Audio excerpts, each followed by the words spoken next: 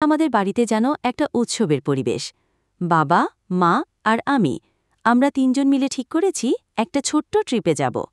মা সকাল থেকেই রান্নাঘরে ব্যস্ত, বাবা বারবার ঘড়ি দেখছেন, আর আমি ট্রাভেল ব্যাগ গোছাচ্ছি। এমন সময় মা হাঁক দিয়ে উঠলেন, ওগো, আমার ট্রাউজারটা পাচ্ছ না? বাবা হন্তদন্ত হয়ে মায়ের ঘরে ঢুকলেন। কিছুক্ষণ পর দেখি বাবা মায়ের লাল ট্রাউজারটা হাতে নিয়ে হাসছেন।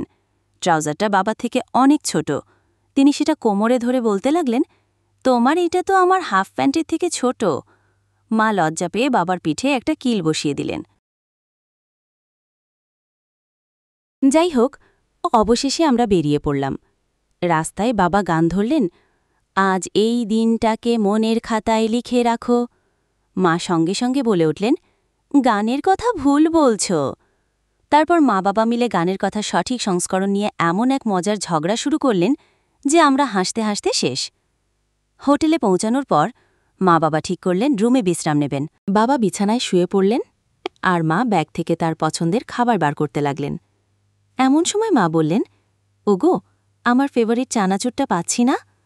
বাবা বললেন, চানাচুর তো গাড়িতে আছে, তুমি কি চাও আমি গিয়ে নিয়ে আসি? মা বললেন, না থাক, তুমি যখন যাবে তখনই নিয়ে এসো। মা একটু পরপর বাবাকে খোঁচা দিয়ে বলতে লাগলেন, আমার চানাচুরটা আনতে মনে নেই? বাবা বললেন, মনে আছে তো, তোমার জন্য অন্য একটা জিনিস আছে, দেখবে। এই বলে বাবা মায়ের জন্য একটা ছোট্ট গিফট প্যাকেট বার করলেন। মা ও বাবা দুজনেই গিফটটা দেখে অবাক হয়ে গেলেন।